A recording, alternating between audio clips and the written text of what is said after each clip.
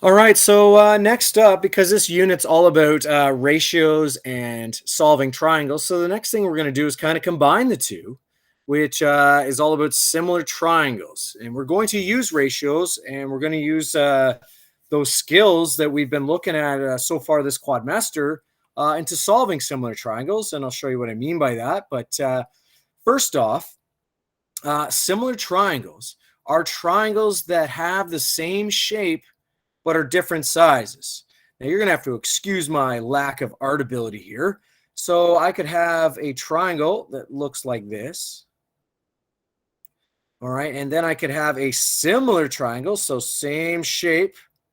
Again, I am no artist here, so cut me some slack here. They are the same shape. All right, so I'm going to label this triangle here A, big B, big C, and I'll label this little guy, the smaller one, A, little b, and little c. All right, so the shapes match up, but clearly the triangle in blue is smaller than the one in purple. Now, there's a couple of things about our similar triangles. The first one is that all the angles are the same, so they match up. So I have an angle here between A and C. I'm going to throw a hashtag in there. Well, that would be the same angle between big A and big C. Same idea with, let's see here. I'm going to do a little star here between B and C. And they would match up where the angle would be the same between big B and big C. And then lastly, let's see here. What color am I missing? Some yellow.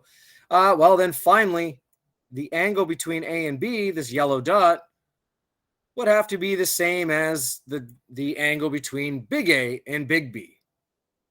Now, here's the other thing. Now, this sounds wordy, but it's nothing too crazy. Is it says the ratio of matching sides are all equal.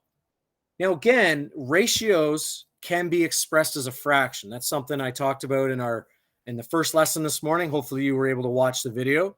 And so what that means, I'm going to put this in math terms, is that matching sides. So if I take big A, instead of writing it as a ratio, I'm going to write it as a fraction. So if I take big A and divide it by little a, it's going to be the same as if I took the side big B and divided it by little b. And the same could be said if I have big C divided by little c. So that is the ratio of the matching sides. So big A and little a are matching sides. And I've expressed that ratio as a fraction. Well, that's equal to if I do the same thing for the other sides. Now, you will notice here, though, that the sides of the big triangle are all on the top and the sides of the little triangle are all on the bottom. And so that has to always happen. Not necessarily all the big ones have to be on top, but all the sides from the same triangle have to be on the top. So you either got to have all your big sides on the top or all your big sides on the bottom. It's your pick, because when we do our cross multiplying, it won't matter. So for example, we got two triangles here, and I want to solve for x if the triangles are similar, which they are. All right, so these two triangles are similar. We have a big one and a little one here. And so I've only got two sides, because when you're using this formula that I just put up, I'm only going to use two of these. So I might use A and B, right? I'll ignore C, or I'll use B and C and ignore A, or I could even use A and C and ignore B. So I'll show you what I mean by that. Now, this doesn't have A's or B's in it, but here's how I can set it up. I'm going to put my big triangle on the top here, or the one on the left on the top. So 17 is going to be on the top. The side that matches up with 17 is x. I'll put that in the bottom. Now, the ratio of matching sides are equal. So now I'm going to set up another fraction here. But again, I've got 15 and 5. They are matching sides.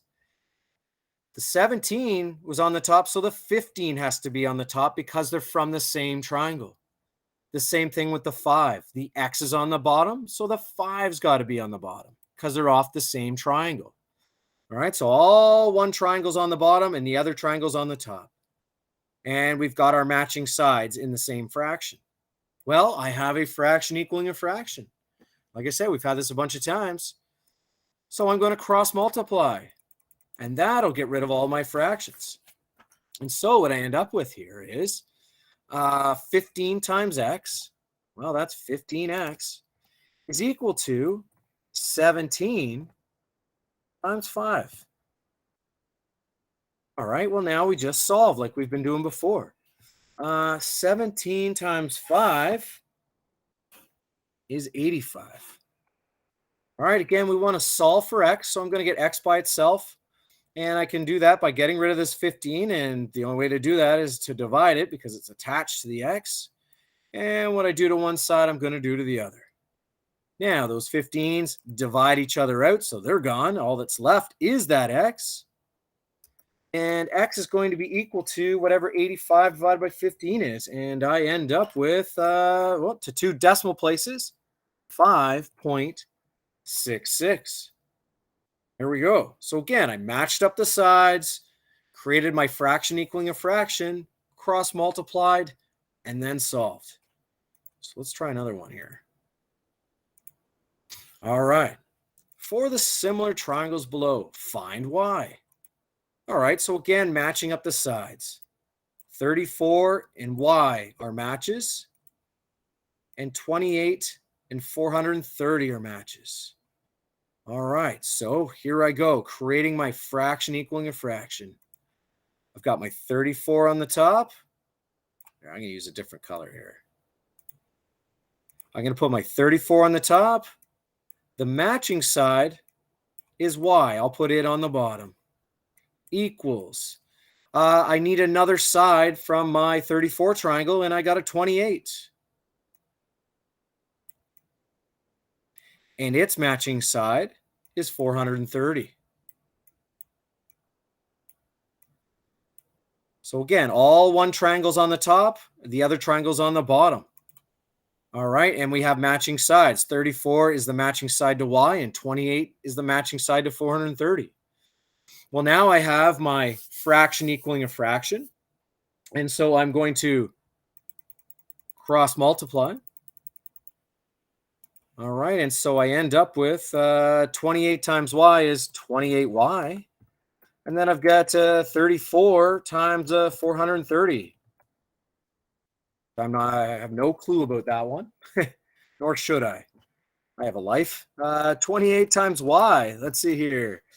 I get 34, and I times it by my 34 times 430. Ooh, I got a big number here. I get 1,4,620. So 14,620.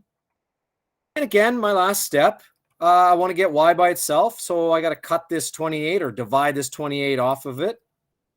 What I do to one side, I got to do the other here.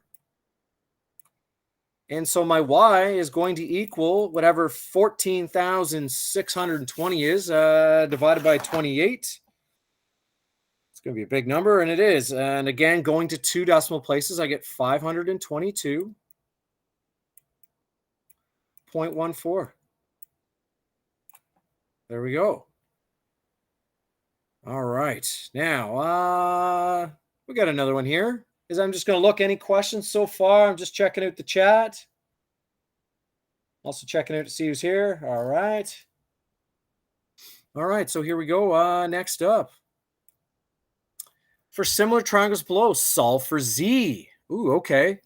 So this is a little bit different. So it's hard to match up. So what side's missing here? It's across from the right angle. Okay. So we don't have those sides. So now I got to figure out which one's which. Well, to me, the z is matching up with the 44 because it's along this straight line together. And our 16 is matching up with 61. All right, so now I'm going to create my fraction equaling a fraction here. So I don't know, let's go with this triangle first. So I'm going to put a 61 on the top. So all all the sides from this triangle. The first one here is going to be on the top, and its matching side is 16. Now that equals, again, going for my first triangle here, 44 on the top, and its matching side is Z. There we go. All right, so I've got all the same triangle on the top, all the same triangle on the bottom.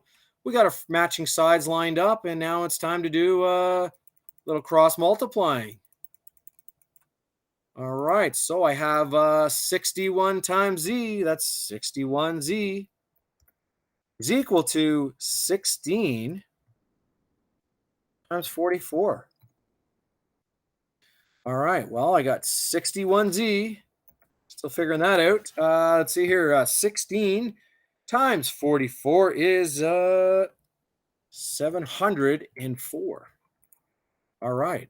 Now, if I I have to divide. I got to get rid of this 61. It's attached to the Z, so I can divide it off. And what I do to one side, I got to do to the other.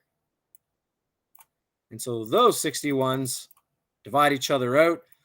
And our Z value is whatever 704 divided by 61 is. And I end up with my favorite number plus a bit. So I get 11. Again, going to two decimal places, 0.54. Now, here's something I want to show you before we finish up. Let's pretend I decided to put the 16 in the Z on the top. So I would have 16. I did it the opposite way, over 61. And I flip it, so Z is B on the top and 44. So again, what you can see in black is the sides match up. I have all one triangle on the top, all one triangle on the bottom. Now, here's what I was talking about before. Fraction equaling a fraction, I'd still cross multiply. And guess what I end up with? 61 times Z is 61 times Z. And then I have 16 times 44. So even though I set this up differently, I get the same answer because when you cross multiply, it straightens everything out and you get the same thing. But again, the key is match up your sides, have all the sides of one triangle on the top and all the sides of the other triangle on the bottom. And that is similar triangles. Again,